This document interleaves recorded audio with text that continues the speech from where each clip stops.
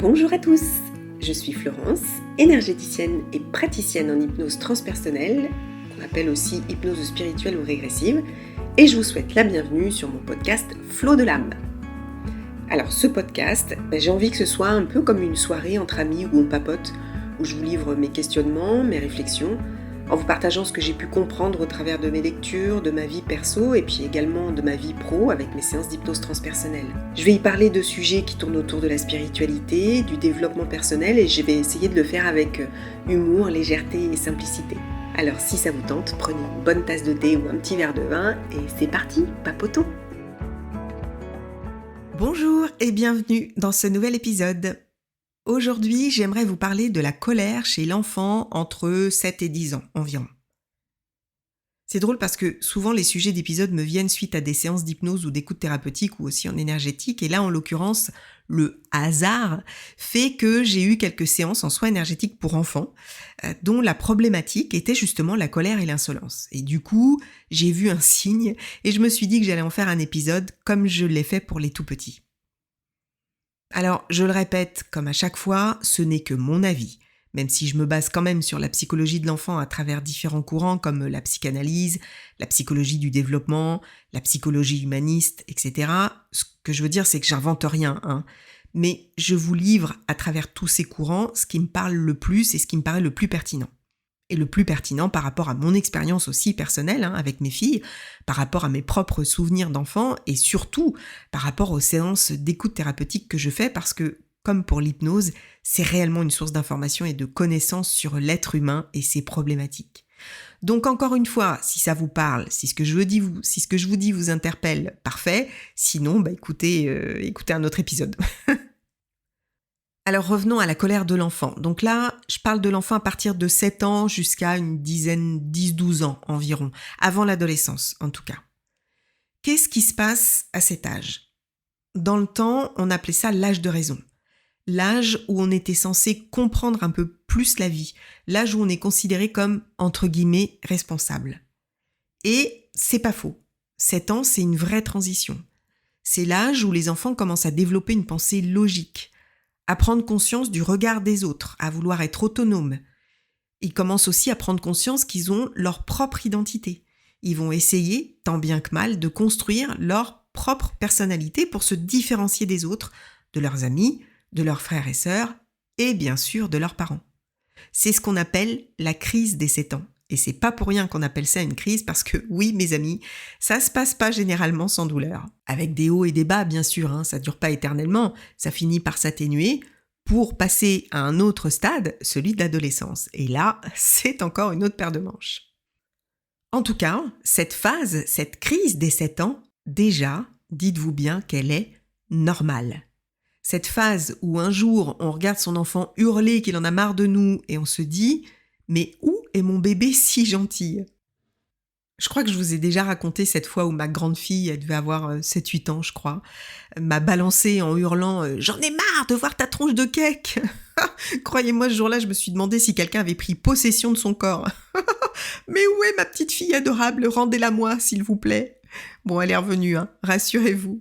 Et oui, ils disparaissent pas, heureusement. Mais à ce moment précis de leur construction, c'est compliqué pour eux. Et comme ils n'ont pas encore la maturité émotionnelle nécessaire pour gérer ce passage difficile, et surtout pour pouvoir le comprendre et l'exprimer, ça se traduit très souvent, plus ou moins fort selon les enfants, par de la colère. Et cette colère, elle s'exprime par de l'insolence, des crises, des cris, des hurlements, de la rébellion, par défier l'autorité, et souvent celle des parents, mais parfois aussi à l'école, par bouder, être mécontent la plupart du temps pour tout, dire non à tout, bref, vous l'aurez compris, on rentre dans le dur, mes amis, on rentre dans le dur. Alors, penchons-nous un peu plus sur cette colère et les raisons de la colère et comment réagir au mieux en tant que parent. Eh bien, il y en a plusieurs, et très souvent, malheureusement, elles sont combinées. Numéro 1, besoin d'autonomie. À cet âge, il veut décider par lui-même. Il veut faire sa vie. Et la colère, elle intervient généralement au moment des règles imposées par les parents, comme le coucher, les rituels d'hygiène, le passage à table. Ce sont souvent ces moments où l'enfant cherche à gagner, entre guillemets, à s'opposer. Donc quand vous lui dites « va te brosser les dents et après tu vas au lit », il va vous répondre « Non, j'ai pas envie et de toute façon, je fais ce que je veux ». Donc par cette réponse, il vous dit qu'il n'est plus un bébé, mais une personne avec sa propre volonté, qu'il existe par lui-même et qu'il peut décider par lui-même. Et puis il vous dit aussi que vous le privez de sa liberté. Et paradoxalement, il veut agir comme un grand, mais il peut avoir encore peur du noir dans sa chambre. Il peut avoir encore besoin d'un câlin ou d'une histoire avant de s'endormir. Donc, il pense qu'il est fort et indépendant, mais finalement pas tant que ça. Et ça aussi, ça peut générer encore plus de colère. Alors que faire ? Eh bien, je pense que pour éviter au maximum le conflit, anticipez. Ne cédez pas, surtout pas. Mais si par exemple, vous voulez que la lumière soit éteinte à 21h max, eh bien, donnez-lui la liberté d'organiser son coucher comme il le veut. Une fois le dîner terminé, vous lui montrez l'heure et vous lui dites « Voilà, t'as 30 minutes pour toi, tu es libre. Tu t'organises comme tu veux, mais par contre, je veux qu'à 21h, tes dents soient brossées, ta toilette faite, etc. » Laissez-lui des plages de liberté. Alors évidemment, bien sûr que dans les premiers temps, à 21h, il n'aura pas brossé ses dents. Et bien sûr qu'il se mettra en colère parce qu'il ne voudra pas éteindre comme prévu. Mais ce sera de moins en moins systématique, surtout s'il voit que vous ne cédez pas. Et à ce moment-là, dites-lui simplement « Tu vois, je t'ai laissé libre parce que je pense que tu es assez grand maintenant et tu l'as pas fait. Donc demain, je te laisserai ce temps à nouveau, mais cette fois, fais en sorte de respecter les règles. » Et vous verrez, petit à petit, il le fera. Et la réponse à « c'est ma vie, je fais ce que je veux », elle peut être « oui, c'est ta vie, t'as raison ». Et en même temps, dans ta vie, il y a des choses importantes et indispensables pour ta santé, comme te brosser les dents et dormir tôt pour être en forme. Donc, c'est ton choix de le faire maintenant ou dans 5 minutes, mais ça doit être fait. De cette façon, vous validez son autonomie tout en posant un cadre ferme. Et puis, au-delà du besoin d'autonomie, s'ajoute à ça l'individuation.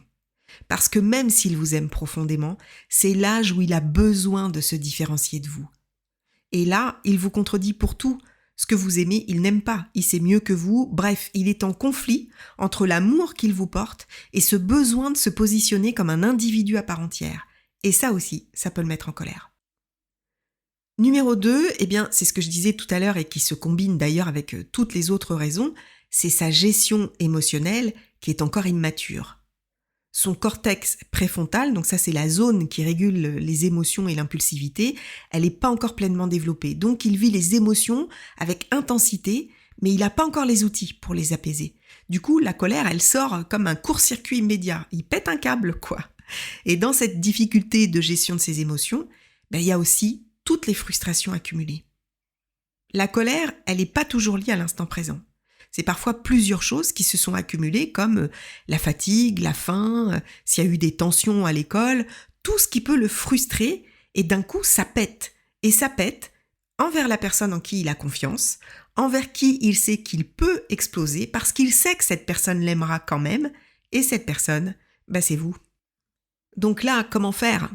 Laissez passer sa colère. Et si c'est trop dur à supporter pour vous, demandez-lui le plus calmement possible d'aller terminer sa colère dans sa chambre. Oui, je sais, c'est pas facile. Et quand la tempête est passée, posez-vous à côté de lui et demandez-lui les raisons de sa colère. Et peu importe les raisons, ce qui est important, c'est qu'il soit entendu.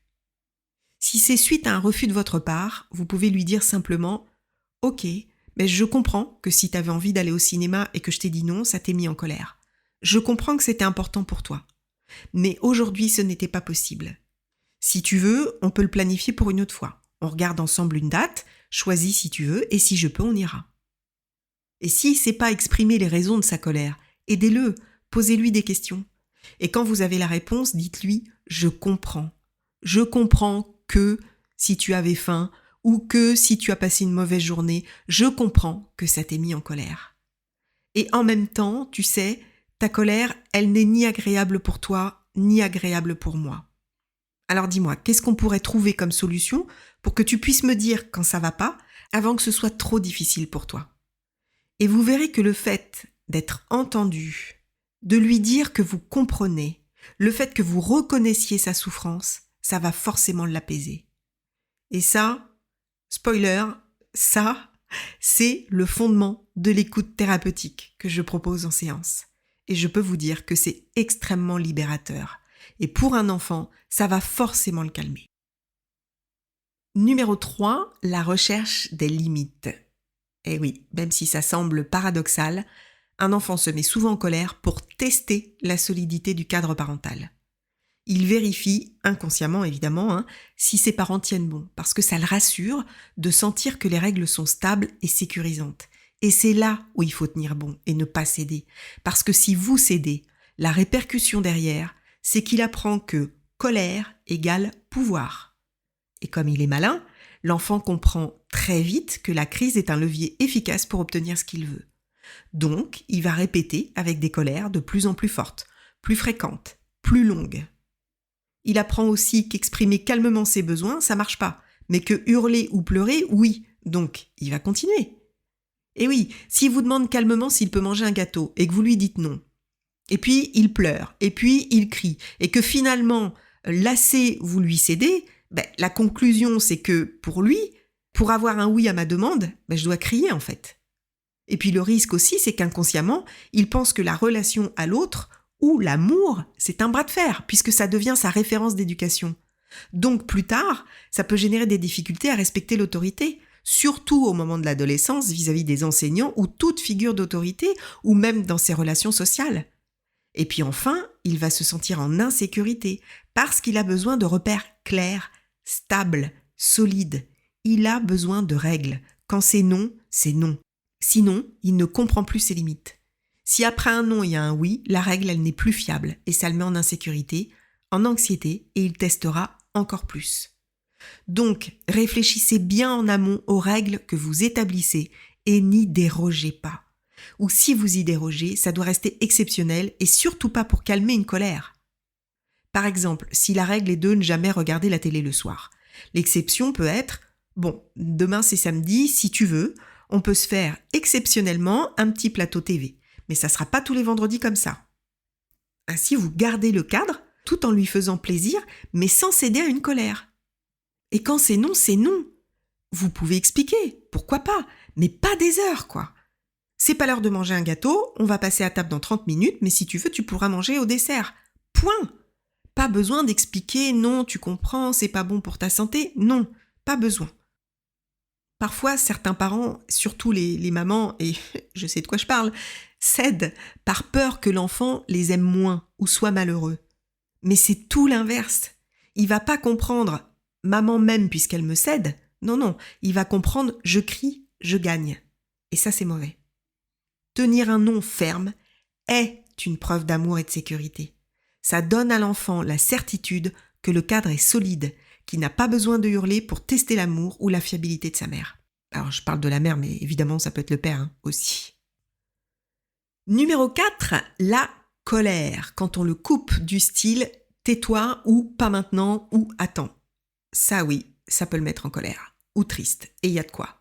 Parce qu'il peut interpréter ça comme « ce que tu dis n'a aucune importance ». Donc, il ne compte pas. Ce qu'il dit ne compte pas, et lui ne compte pas. En gros, si tu m'écoutes pas, c'est que je n'existe pas pour toi. Et très honnêtement, imaginez-vous, vous parlez à un ami par exemple ou votre conjoint, peu importe, et il vous dit « tais-toi » ou « non, attends, pas maintenant ». Comment vous réagiriez ? Oui, ça vous mettrait certainement en colère, et à juste titre, parce que c'est assez irrespectueux. Personne ne fait ça. Eh bien pour un enfant, c'est pareil. Et si vous lui dites « tais-toi » quand il est en colère parce que vous n'en pouvez plus, ça va le mettre encore plus en colère. Essayez alors de lui dire par exemple « bon, là, je peux pas t'écouter parce que je suis occupée » ou « j'ai besoin d'un moment de calme pour moi, mais je veux entendre ce que tu as à me dire et tu me le diras après, ok ?» Et enfin, numéro 5, les peurs. Eh oui, les peurs peuvent déclencher de la colère. À cet âge, l'enfant développe une plus grande conscience du monde. La mort, les injustices, la comparaison sociale. Et quand il n'arrive pas à mettre des mots dessus, ça peut se transformer en colère, dirigée contre les parents, puisqu'ils sont figures de sécurité.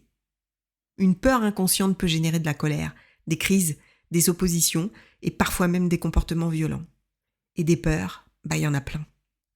La peur de ne pas être aimé, la peur de perdre ses repères, la peur de l'injustice, la peur de décevoir, la peur de perdre le contrôle de lui-même, la peur de l'abandon ou de la séparation. Toutes les peurs peuvent déclencher de la colère chez un enfant. Pas pour tous, bien sûr, évidemment, mais ça peut. Et si vous le corrigez quand il dit ou fait quelque chose, par exemple, et qu'il se met en colère, c'est peut-être par peur de vous décevoir, de pas être assez bien. S'il crie, c'est pas juste. C'est la peur de l'injustice, évidemment. La peur de pas être reconnu ou entendu.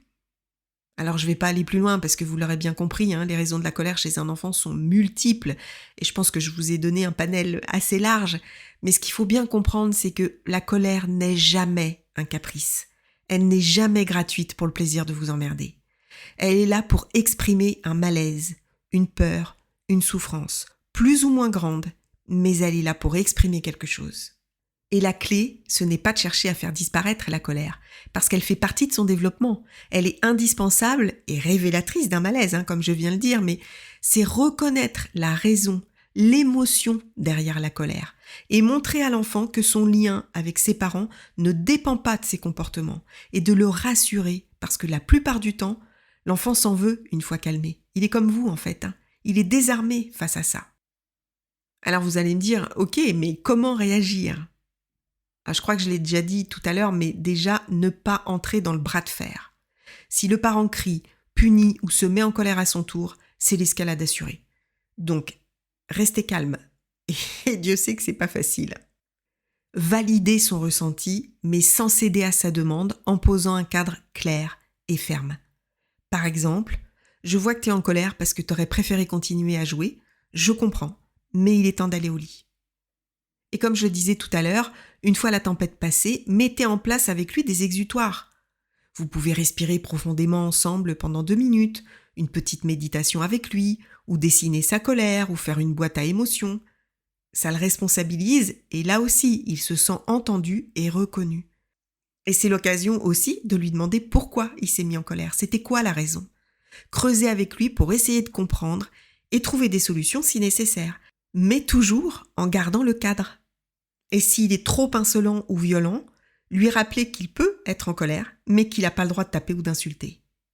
Et d'ailleurs, point important, si cette colère devient vraiment pathologique, si justement elle devient trop violente, quotidienne et incontrôlable, faites-vous aider par un pro, ne restez pas comme ça. Moi là, dans cet épisode, je parle de colère saine, mais il arrive parfois qu'elle soit pathologique ou qu'elle révèle un traumatisme, une souffrance insupportable, et là vraiment, consultez, faites-vous aider.